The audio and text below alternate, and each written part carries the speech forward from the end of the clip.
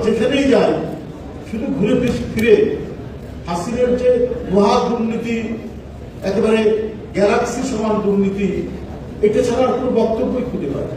এবং দুর্নীতির যে বিভিন্ন ডাইমেনশন, দুর্নীতির যে বিভিন্ন মডেল, কোন মডেলটা ধরে কথা বলছে? তার ভাগনা ভাগ্নি, ছেলে মেয়ে, কোনটা ধরে কথা বলছে? রূপপুর পারমাণবিক প্রকল্প রাশিয়ার সাথে চুক্তি করেছে 500 কোটি টাকা শেখ হাসিনা, তার ছেলে সজীবদের জয় এবং তার যে ভাগ্নি, সে আমার ইংল্যান্ডের এমপি এবং সিটি এমপির দায়িত্বে তারা মালয়েশিয়ার এক ব্যাংক থেকে সেই 500 কোটি ডলার তুলে নেওয়া, আত্মসাৎ করার অভিযোগ রয়েছে।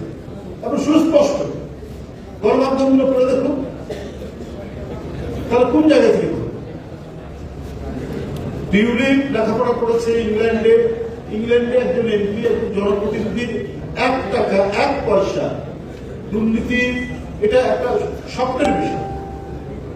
কিন্তু তার জিন হচ্ছে বাংলাদেশের শেখ পরিবার। ওখানে লেখাপড়া করে এমপি হওয়ার পরেও তার জেনেটিক্যাল যে লাইন, এই লাইন সে ক্রস করতে পারেনি বলে এই অভিযোগগুলো তার উপরে বেরিয়ে আসছে। শেখ হাসিনার বিশ্বস্ত একজন ব্যবসায়ী, সে ফ্ল্যাট কিনে দিল একজন খুব অভিজাত করা, এবং আরেকজন আইনজীবী, সে তার ছোট বোন রূপন্তীকে একটা ফ্ল্যাট কিনে দিল। আবার সেই ফ্ল্যাট রূপন্তী টিউলিপকে তার পরিবার সহ থাকার জন্য ব্যবস্থা করবে। তাহলে এখন লন্ডনের সব পত্র পত্রিকায়, ইংল্যান্ডের বিভিন্ন সংবাদ মাধ্যমে এই কথাগুলো আপনার যে বেরিয়ে আসছে, ওখানে মানে জার্নালিজম তো অত্যন্ত শক্ত জার্নালিজম। ওখানে হঠাৎ করে কারো বিরুদ্ধে কোনো অভিযোগ দিয়ে সংবাদপত্র লিখতে পারে না, কিন্তু সেখানে লেখালেখি হচ্ছে।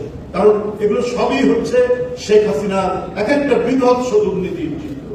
সে চিত্রের আমরা কখনো লন্ডন, কখনো নিউ ইয়র্ক, কখনো জাপান, কখনো মালয়েশিয়া, কখনো দুবাই, বিভিন্ন জায়গা থেকে একটার পর একটা নিউজ আসছে।